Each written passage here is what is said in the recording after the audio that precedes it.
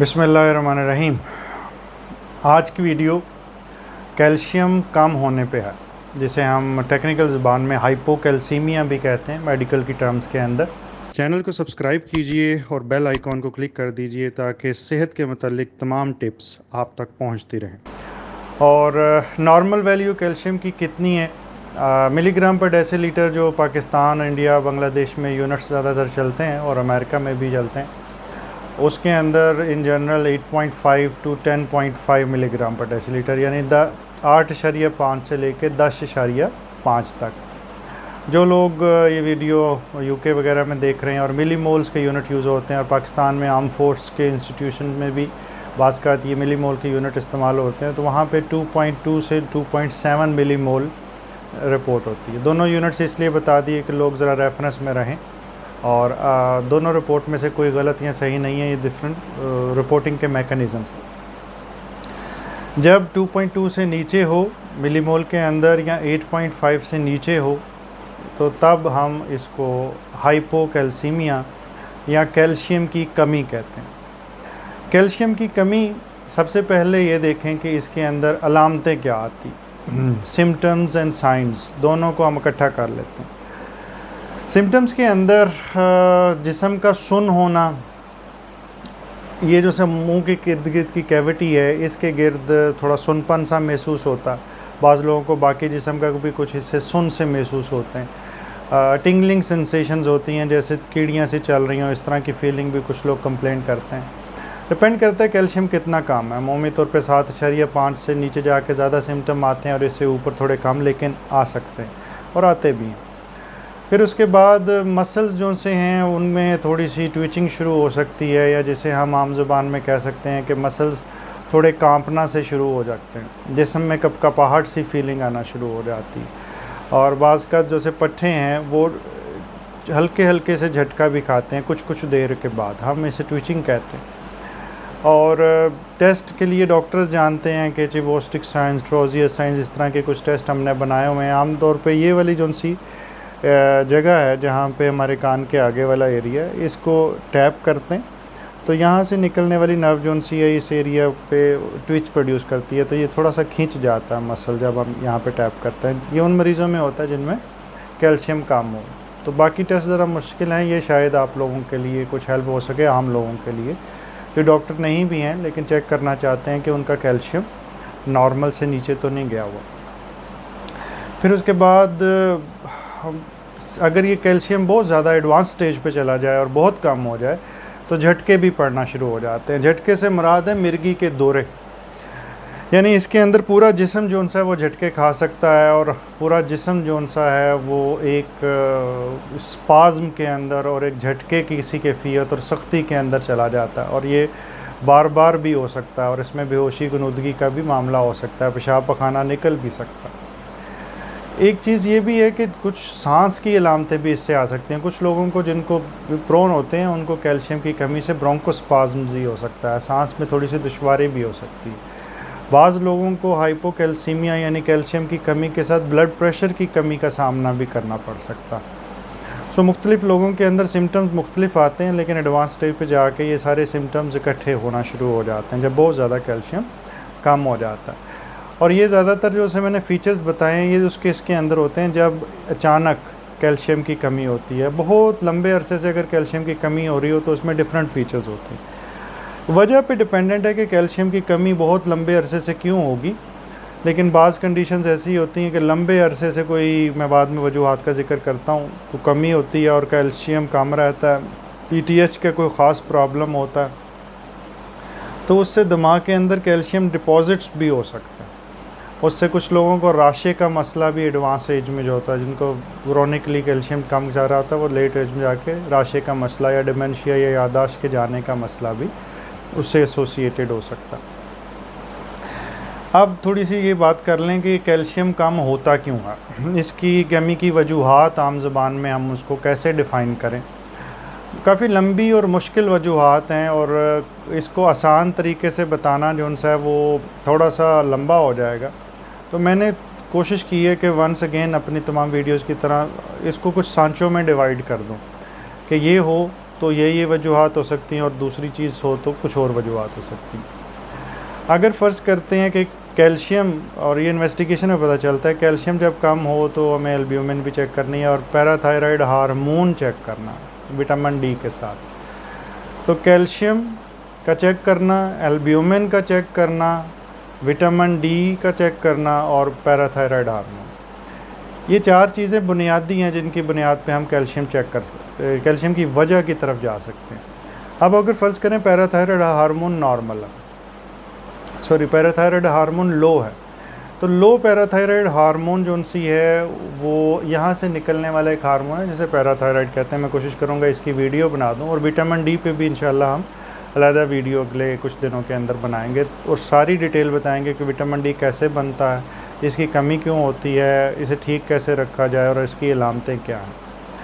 अच्छा, coming back to the point, तो parathyroid hormone जो कम होता है यहाँ से निकलने वाला, ये रतूबत है, ये हार्मोन है, ये कुदरती तौर पे भी हो सकता है, कुछ लोगों को प्रॉब्लम हो, कुछ लोगों के अंदर सर्जरी हो जाती है थायराइड की तो उसके साथ रिमूव हो जाता है, जान के भी रिमूव का बास्कत किया जाता है कि अगर उसमें कोई शक हो, और बास्कत वो सर्जरी का पार्ट बन के हो जाता है और आप कुछ नहीं कर सकते। उसके बाद कैल्शियम की कमी का शुरू हो जाती है। बाज़ लोगों को दाना खास्ता यहाँ पे कोई और ट्यूमर है तो उसके लिए रेडिएशन लगती है, तो उसकी वजह से पैराथायराइड हार्मोन जो सा वो काम करना बंद हो जाता है। फिर कुछ कंडीशंस ऐसी होती हैं, लोकलाइज्ड कोई ट्यूमर है वो वहाँ तक पहुँचा और उसने इन्फिल्ट्रेट कर दिया, टीबी अंदर आ गई, उसकी वजह से भी हो सकता है। फिर एक रेयर कंडीशन के ऑटो इम्यूनिटी, SLE और SLE की तरह की बहुत सारी बीमारियों के अंदर भी ये हो सकता है। मिक्स कनेक्टिव टिश्यू डिजीज़ के अंदर होता है कि जिस्म ने एंटीबॉडीज़ बनाई और पैराथायराइड हार्मोन को ख़राब किया और उससे भी कैल्शियम क्रॉनिकली लंबे अरसे से कम होना शुरू हो जाता है। फिर कुछ ऐसी वजूहात होंगी जिसमें पैराथायराइड हार्मोन ज़्यादा होगा। इसके अंदर नंबर 1 पे मैं हमेशा जिक्र करना चाहूँगा कि गुर्दे की ख़राबी के अंदर अमूमी तौर पे ये वाला प्रॉब्लम होता है। पैराथायराइड हार्मोन ऊपर गया होता है और कैल्शियम बिल्कुल नीचे गया होता है, और इसमें साथ साथ विटामिन डी को देखते हैं तो विटामिन डी कम होता है। तो विटामिन डी डेफिशिएंसी भी इसकी एक वजह। विटामिन डी जब डेफिशिएंट होता है तो PTH ऊपर की तरफ जाता है, और ये निज़ाम कैसे मेंटेन होता है ये थोड़ा सा मुश्किल कंसेप्ट है, लेकिन ये एक दूसरे की बैलेंस क्रिएट करते हैं और जिस्म में कोशिश होती है कि कैल्शियम नॉर्मल रेंज के अंदर रहे। फिर मैग्नीशियम बहुत इम्पोर्टेंट नमकियात में हिस्सा है, कैल्शियम का दोस्त था। आप इस तरह कह लीजिए कैल्शियम का सबसे अच्छा दोस्त मैग्नीशियम है। अगर मैग्नीशियम कम हो तो कैल्शियम भी कम हो जाता है, और अगर कैल्शियम बहुत कम रहे तो मैग्नीशियम अमूमी तौर पे कम हो जाता है। और इसकी वजह से एक कंडीशन भी मैं साथ साथ जिक्र करता रहूँ, एक फाइब्रोमाइल्जिया नाम की कंडीशन होती जिसके अंदर जनरलाइज जिस्म में बड़ी दर्दें, थकावट, नकाहत सी रह रही होती है। इसके अंदर मैग्नीशियम की कमी के साथ कैल्शियम की कमी एसोसिएटेड होती है, और बाज़ का विटामिन डी वगैरह और दूसरी चीज़ें देने का फ़ायदा उतना नहीं होता। आप मैग्नीशियम की सप्लीमेंट करते हैं तो मरीज़ की तकलीफ़ें काफ़ी हद तक बेहतर हो जाती।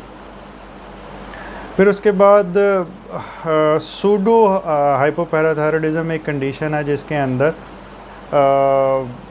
जिस्म के अंदर जो पैराथायराइड हार्मोन है वो तो असल में इतना डिस्टर्ब नहीं होता, लेकिन वो जहाँ पे काम करना होता है उसने वो एरिया ठीक नहीं होता, जिसकी वजह से कैल्शियम जिस्म के अंदर मुनासिब नहीं रहता। अब स्टेचर भी डिफरेंट होता है। ये लोगों का अमूमी तौर पे ये छोटे कद के होते हैं, इनके ये जो सी उंगलियां हैं ये वाली साइड वाली ये छोटी हो सकती हैं, हाथ के फीचर्स होते हैं, बाकी स्केलेटल कुछ प्रॉब्लम्स होते हैं, हड्डियों के मसाइल होते हैं, वो भी इनके साथ आ सकते हैं।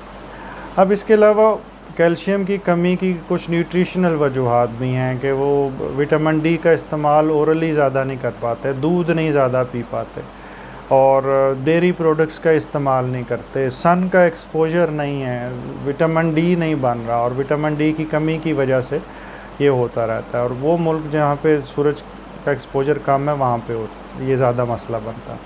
हमारे यहाँ सूरज का एक्सपोजर तो है इंडिया, पाकिस्तान और बांग्लादेश वगैरह में, लेकिन इसके बावजूद भी विटामिन डी की कमी हमारे यहाँ काफ़ी पाई जाती है। इसके अलावा जो इन्वेस्टिगेशंस थी उनका मैं ज़िक्र पहले से कर चुका हूँ कि कैल्शियम को करेक्ट करना होता है, और वो कैसे है वो मैं नहीं आपको समझा सकूँगा, वो डॉक्टर्स के लिए ही है। लेकिन एल्ब्यूमिन करवा के अपने डॉक्टर के पास जाएं तो आपका और डॉक्टर का टाइम बचेगा और तशख़ीस फ़ौरी तौर पे हो सकेगी। Albumin, calcium, magnesium, vitamin D levels और पैराथायराइड हार्मोन लेवल्स। बाज़ का जनरल प्रैक्टिस के अंदर पैराथायराइड हार्मोन हर पेशेंट का नहीं करवाना होता, लेकिन ये डिसीजन जो सा है ये भी डिपेंड करेगा इस चीज़ पे कि आपकी कंडीशन कैसी है और कैल्शियम जो सा उसमें कितना है, और क्या आर्जी तौर पे हुआ है या बड़े लंबे अरसे से कोई कैल्शियम का प्रॉब्लम चल रहा है। इसके बाद अगर कैल्शियम की अब कमी कंफर्म हो गई, करेक्टेड कैल्शियम भी निकल आया, तो फिर उसकी वजह जानने की कोशिश करनी है। तो वो तमाम वजूहत जो मैंने गिनाई उनके लिए कुछ अलग-अलग इन्वेस्टिगेशंस होंगी, वो करेंगे और उससे फिर किसी एक नतीजे पे पहुंच के उसकी ट्रीटमेंट स्टार्ट करेंगे। ट्रीटमेंट के अंदर कैल्शियम जब 7.5 से नीचे होता है, 7.5 से यानी नीचे होता है, तो IVT की सूरत में कैल्शियम को रिप्लेस करने की रिकमेंडेशन मौजूद है, और उसको तरीक़ाकार जो सा है वो डॉक्टरों को सिखाया जाता है, वो कितना देना है, कैसे देना है, कौन सा टीका इस्तेमाल करना है, कितनी देर में देना है। लेकिन आपके लिए ये इन्फॉर्मेशन काफ़ी है कि 7.5 से नीचे IV की ज़रूरत होती है। यहाँ पे मैं ये मेंशन करना चाहता हूँ, जिन मरीज़ों का गुर्दा ख़राब है और उनका कैल्शियम 7.5 से नीचे है, उनके लिए IV या टीके की सूरत में कैल्शियम रिप्लेस करना मुनासिब नहीं है। उसके लिए उसकी वजह ठीक करना बेहतर है, और फॉस्फेट को ठीक करना, PTH को ठीक करना, विटामिन डी की सप्लीमेंटेशन देना उसका असल तरीका इलाज है। डायलिसिस के पास पेशेंट को हर से दराज में, हम पेरिफेरी से हमारे पास आते हैं, तो उनको कैल्शियम हर डायलिसिस में लगता है, क्योंकि उनको क्रैम्प्स पड़े होते हैं, जैसे कड़ल कहते हैं। अब उन कड़लों की ट्रीटमेंट के लिए वो प्रीएम्प्टिवली टेक्नीशियन जो उनसे वो कैल्शियम उसको लगा देता है, उससे फिर कैल्शियम जो उनसे वो डिस्टर्ब होना शुरू हो जाती है। कैल्शियम की ट्रीटमेंट अगर 7.5 से नीचे कोई बहुत सीवियर सिम्टम्स आ रहे हैं, फिर तो IV हमारे गुर्दे के मरीज़ों में भी देना पड़ेगा। लेकिन अगर सीवियर सिम्टम्स नहीं हैं तो 7.5 से नीचे IV टीका नहीं देना। विटामिन डी इस्तेमाल करना पड़ता। विटामिन डी अगर 20 से नीचे है और कैल्शियम भी कम है, तो उस सूरत के अंदर 50,000 इंटरनेशनल यूनिट्स का कैप्सूल मिलता है, वो हफ्तावार इस्तेमाल करना होता है 6 हफ्ते तक। उसके बाद भी बाज़ का तो उसको 800 से 1000 इंटरनेशनल यूनिट्स इस्तेमाल करने होते हैं कुछ अरसे तक। ये डिपेंड करता है कि आपकी क्लिनिकल कंडीशन, वजह, न्यूट्रिशनल स्टेटस, सेक्स और बहुत सारी फैक्टर्स हैं जिनसे फ़ैसला करना होता है कि कब तक देना। पैराथायराइड हार्मोन का प्रॉब्लम है तो फिर ज़ाहिर है उसकी ट्रीटमेंट कुछ और होगी। इस वीडियो को बहुत डिटेल में बनाया जा सकता था, लेकिन मैंने कोशिश की कि इसकी मुख्तलिफ़ जहत जोन सी हैं, इसके मुख्तलिफ़ एस्पेक्ट्स जोन से हैं, उनको टच कर सकूं। मेरी कोशिश ये होगी कि आने वाले वीडियोस के अंदर इंशाल्लाह विटामिन डी पे थोड़ी सी डिटेल दें, ताकि लोगों को ये विटामिन डी से रिलेटेड जो प्रॉब्लम्स हैं, जिसम में दर्दें बहुत ज़्यादा रहती हैं, उनका जवाब मिल सके और उसे पूरा कैसे करना है, दवाई के साथ और दवाई के बगैर। अपना बहुत ख्याल रखिएगा। बहुत शुक्रिया।